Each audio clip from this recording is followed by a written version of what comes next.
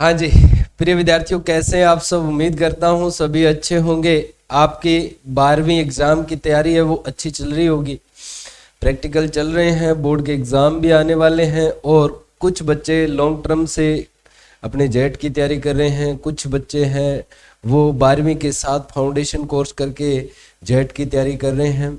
आखिर जेट है क्या? जॉइंट इंट्रेंस टेस्ट राजस्थान के अंदर जो पीसीबी, पीसीएम और साइंस स्ट्रीम के अंदर, एग्रीकल्चर स्ट्रीम के अंदर अपने एसीबी जिसके पास है, पीसीबी जिसके पास है, पीसीएम जिसके पास है, पीसीएमबी जिसके पास है, वो विद्यार्थी 12वीं के अंदर उत्तीर्ण होने के बाद में इस परीक्षा के अंदर अपीयर कर सकता है। जेट का एग्जाम देने के बाद में आप इससे बीएससी एग्रीकल्चर कर पाते हैं। राजस्थान के अंदर 5 कृषि विश्वविद्यालय हैं और उनके अंदर ढेरों सारे अपने कैंप्स दिए गए हैं। गवर्नमेंट कॉलेजेस भी खोले गए हैं।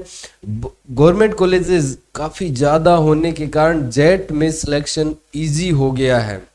जेट के अंदर सिलेक्शन लेना इजी है, बट जो टॉप सीट्स है उनमें सिलेक्शन लेना उतना ही हार्ड भी है।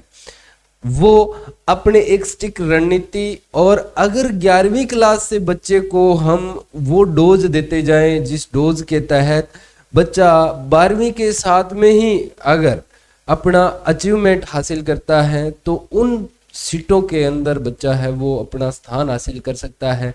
जिस सीट की हमें एक किसान परिवार को, एक मजदूर परिवार को, एक ग्रामीण परिवेश में रहने वाले परिवार को जरूरत होती है, क्योंकि हमारा बच्चा गुणवत्तापूर्ण शिक्षा ग्रहण करना चाहिए और गुणवत्ता के साथ साथ बच्चे के आगे कैरियर अपॉर्चुनिटी भी बननी चाहिए, ताकि हमारे बीएससी एग्रीकल्चर ऑनर्स की डिग्री अपने पास होने के बाद में आपको कभी गिल्टी महसूस ना हो कि बीएससी एग्रीकल्चर करनी ही नहीं चाहिए। आजकल सीटें बढ़ जाने के बाद में किसी बच्चे के मन में ही नहीं है और वो बच्चा भी बीएससी एग्रीकल्चर कर लेता है और 4 साल बाद में फिर रोना रोता है कि बीएससी एग्रीकल्चर कर ली मैंने, मैं कहाँ फंस गया। ऐसा कुछ नहीं है। इस सेक्टर के अंदर वही विद्यार्थी कामयाब हो पाता है जिस विद्यार्थी ने 4 साल मेहनत की है, उसके बाद में वो एमएससी के लिए प्रिपेयर करता है या जॉब के लिए प्रिपेयर करता है। प्रिपरेशन जो होती है वो 4 साल में आपको साथ में करनी होती है। इसके लिए हमें परिवेश चाहिए, हमें उस प्रकार का वातावरण चाहिए, उस प्रकार के गुरुजन चाहिए, उस प्रकार के सहपाठी चाहिए जो हमें अपनी अचीवमेंट के अंदर जो अपना टारगेट है, उस टारगेट को, जिस लक्ष्य को आप पाना चाहते हैं उसके अंदर आपकी सहायता करें। तो हम जानेंगे कि जेट क्या है। जेट की बात करें तो देखो, अपने 12वीं का बच्चा जो साइंस स्ट्रीम और एग्रीकल्चर स्ट्रीम में रहता है वो जेट का एग्ज़ाम है वो दे सकता है। हमेशा ही प्रेफर करना चाहिए कि गवर्नमेंट कॉलेज के अंदर तो एडमिशन हो ही हो। आपके अगर 150 नंबर भी आ गए तो गवर्नमेंट कॉलेज मिल जाता है, 121 नंबर आ गए तो भी आपको गवर्नमेंट कॉलेज मिल जाता है। पर गवर्नमेंट कॉलेज, यूनिवर्सिटी कैंपस, इन सब के अंदर थोड़ा थोड़ा डिफरेंस होता है। आपके, जैसे मैंने कहा कि आपको गिल्टी महसूस ना हो कि 4 साल के बाद में आपने बीएससी एग्रीकल्चर किया और आप कहोगे कि मैं वो कहीं कर लियो। तो राजस्थान के स्टूडेंट्स के लिए अगर इसकी शैक्षणिक योग्यता की बात करें जेट के अंदर कि इसकी शैक्षणिक योग्यता क्या है, तो जेट की शैक्षणिक योग्यता जो है, एजुकेशनल क्वालिफिकेशन, वो 12th के अंदर अगर आपके पास एग्रीकल्चर, बायोलॉजी और केमिस्ट्री यानी एबीसी स्ट्रीम आपके पास आपने चूज किया है, 12th बायोलॉजी के अंदर आपने पीसीबी स्ट्रीम को चूज किया है, या आपने 12th मैथमेटिक्स से पीसीएम स्ट्रीम को चूज किया है, तो यहाँ पर इसके अलावा भी आप ऑप्शन रख सकते हैं। बट आप जब भी अपने देखा जाए तो कोई भी 3 सब्जेक्ट का अपने से कॉम्बिनेशन है वो मांगा जाता है। आप 12वीं पास हो तो उसमें सप्लीमेंट्री, करंट ईयर के जो बच्चे होते हैं उनके सप्लीमेंट्री नहीं होनी चाहिए। मिनिमम 50% मार्क्स होने चाहिए 12वीं के अंदर, और उनको 5% का रिलैक्सेशन है वो मिल जाता है, यानी 45% अपने क्या होता है ओबीसी जो नॉन क्रीमिलियर वर्ग होता है, एससी एसटी को, इनको क्या मिल जाता है, 5% का रिलैक्सेशन मिल जाता है। फिर जेट देने के लिए मैक्सिमम जो एज है वो अपनी 25 साल रखी गई है, ठीक है। मिनिमम एज का कोई भी क्राइटेरिया इसके अंदर नहीं है। फिर कुछ बच्चे पूछते हैं कि हमारे डोमिसाइल या मूल निवास जो है उसके अंदर क्या अपने प्रेफरेंस रहती है। तो जब भी जेट का फॉर्म भरो उसके टाइम आपको ध्यान रखना है, अगर आप राजस्थान के वासी हैं तो आपको मूल निवास है वो लगाना पड़ेगा। सिंपल सी बात है सर, राजस्थान के लिए ही ये जेट की जो परीक्षा है वो जो बच्चा राजस्थान का है उसी के लिए एलिजिबल है। अब अदर स्टेट वाले सर, हमारे अगर 10वीं 11वीं और 12वीं 3 साल अगर राजस्थान के अंदर आपने पढ़ाई की है तो आप राजस्थान के वासी ही माने जाएंगे। उसमें आपको स्टेट दूसरा नहीं भरना है। स्टेट कौन सा भरना है आपको, स्टेट राजस्थान ही भरना है। अगर आपने 10वीं 11वीं और 12वीं राजस्थान से की है, अदर अपने स्टेट से हो आप और राजस्थान के अंदर एग्जाम दे रहे हो और आपने 3 साल पढ़ाई की है राजस्थान के अंदर, तो आपको राजस्थान का निवासी ही माना जाएगा जेट के अनुसार। फिर राजस्थान का मूल निवास आपके पास होना चाहिए। इसके अलावा बहुत सारी टर्म्स हैं जिनके अंदर अगर आपके सरकारी नौकरी के अंदर माँ बाप कार्यशील हैं तो वो बच्चा भी राजस्थान के अंदर रह रहा है तो वो भी क्या कर सकता है, फॉर्म अप्लाई कर सकता है। बहुत सारी टर्म है, इनके लिए आप पढ़कर देख सकते हैं, बट मैंने आपको यहाँ पर जो कॉमन प्रॉब्लम आती है उनको मैंने आपको बता दिया है। फिर देखो नेक्स्ट अपने बात करें तो सीट और इनका अलॉटमेंट जो होता है, सीट एंड देयर अलॉटमेंट्स की बात करें तो देखो इसमें टोटली जो सीट है वो 10,000 के करीब बच्चों को एडमिशन दिया जाता है। कुछ प्राइवेट सीट है, कुछ गवर्नमेंट सीट है। फिर अगर देखा जाए तो टॉप सीट्स की बात करें तो 1000 सीटें हैं जिनके अंदर आपको 300 से 350 से ऊपर नंबर चाहिए।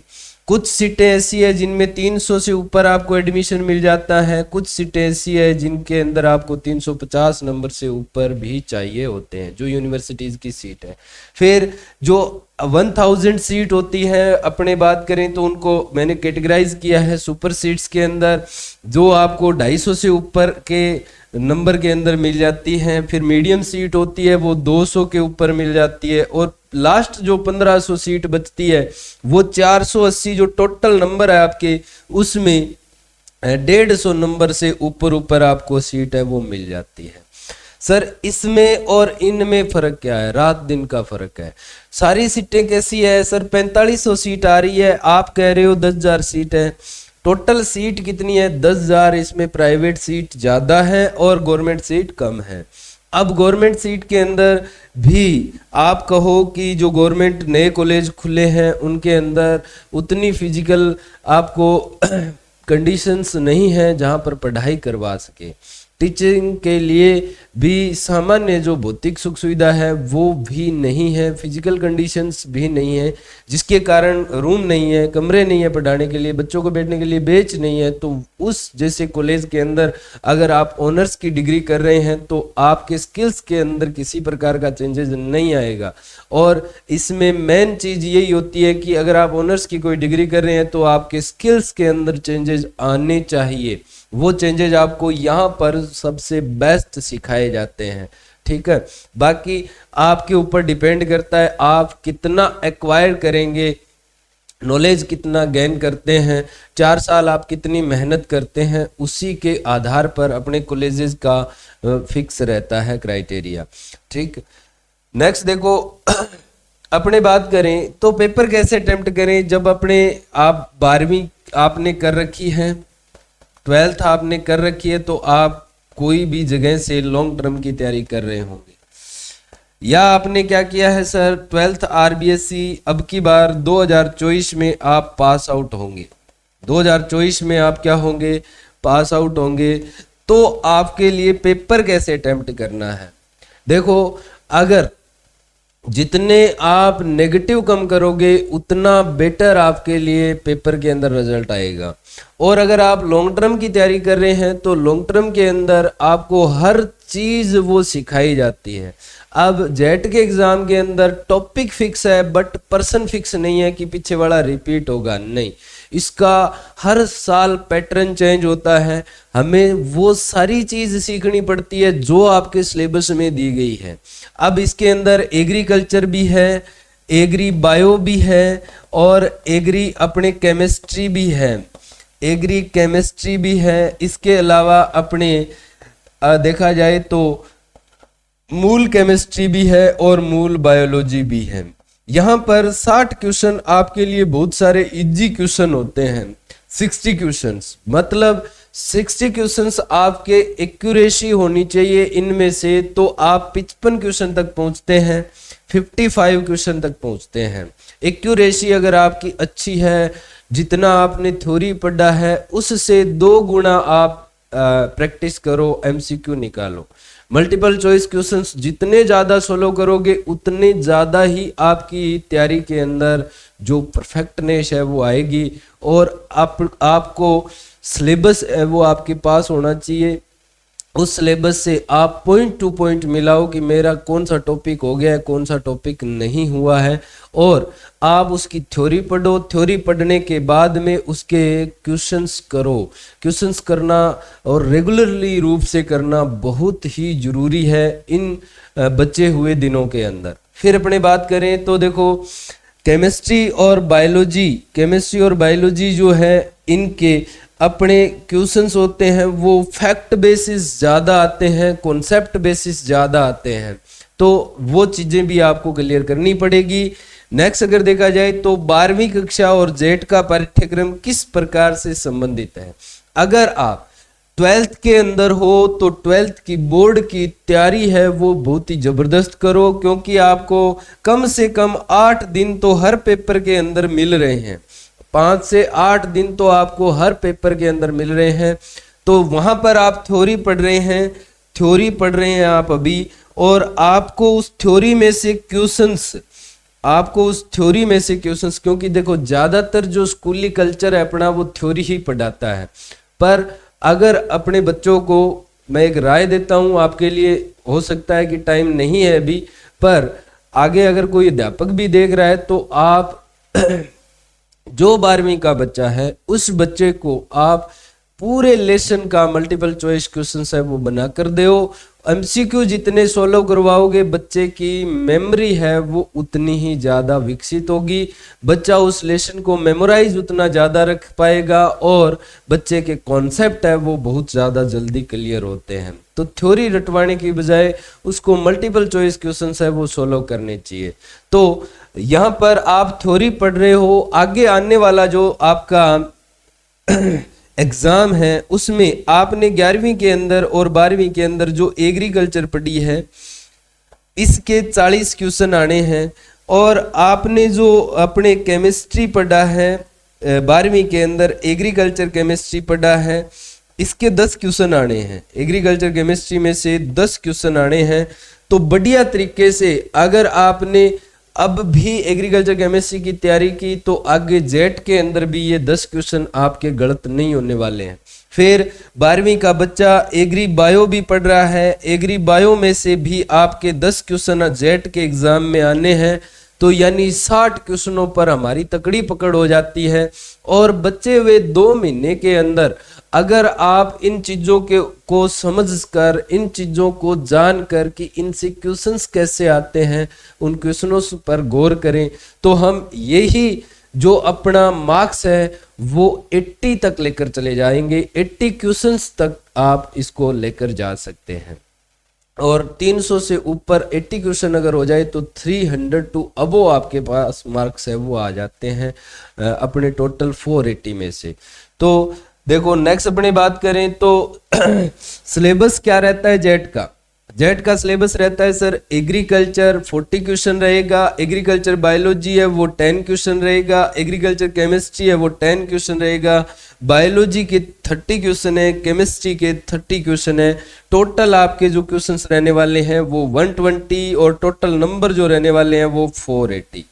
अब इनमें से मैं आपको इजी बता देता हूं कि इजी कौन से होते हैं। अगर आपने 11वीं 12वीं के अंदर स्कूल के अंदर अगर आपने एग्रीकल्चर बायोलॉजी, एग्रीकल्चर केमिस्ट्री अच्छे से पढ़ा है तो 60 क्वेश्चन आपके यहाँ पर रहते हैं। और अगर आप गलत न करके 55 क्वेश्चन तक लेकर जाते हैं तो इससे अपने आगे जो 30-30 का रेशियो रहता है, 60 क्वेश्चन आपके पास और रहते हैं।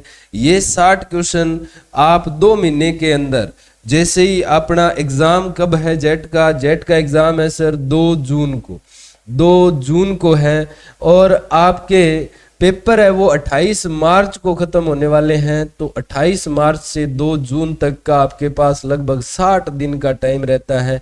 60 डे के अंदर अपने देखो सभी कोचिंग इंस्टीट्यूट्स हैं वो अपनी तरफ से तो अच्छा ही करते हैं, बट अपने जब भी कोई एडमिशन लो तो 60 डेज के अंदर आपका सिलेक्शन करवाने वाली कोचिंग के अंदर एडमिशन लो, जहां पर आप सुनिश्चित हो जाओ, निश्चित हो जाओ कि अपना सिलेक्शन पक्का है।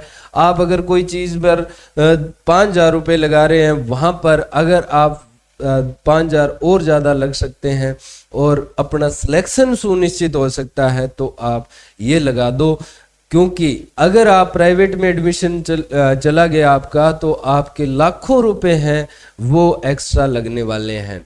और यदि आप 1 साल रुक कर तैयारी करते हैं तो भी आपका लाखों रुपए है वो लगेगा, क्योंकि जो काम 60 दिन के अंदर पॉसिबल है उसके लिए अपने लाख रुपए और 1 साल बर्बाद क्यों करें। इससे अच्छा है कि आप 2 महीने ही घरों से निकलें और बढ़िया तरीके से तैयारी करें। अपने 29 तारीख से ही बैच है वो स्टार्ट कर देंगे और बढ़िया तरीके से अपनी तैयारी करेंगे। तो नेक्स्ट देखो अपने बात करें, आप रिसोर्सेज पर ध्यान देना है आपको कि जो कंटेंट है जिसके आधार पर आपका सिलेक्शन हो। जैसे आप ऑनलाइन को प्रेफर कर सकते हैं, ऑनलाइन के साथ में आप ऑफलाइन को भी प्रेफर कर सकते हैं।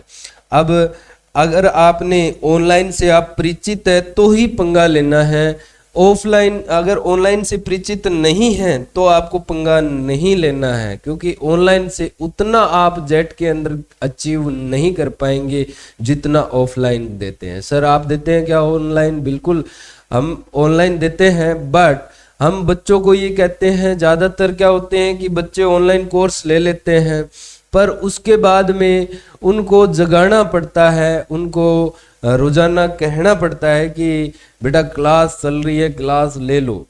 ऑफलाइन के अंदर बच्चे हैं वो तैयार किए जाते हैं, बच्चों के अंदर प्रतियोगिता भावना उत्पन्न होती है और उससे बच्चे हैं वो पढ़ते हैं।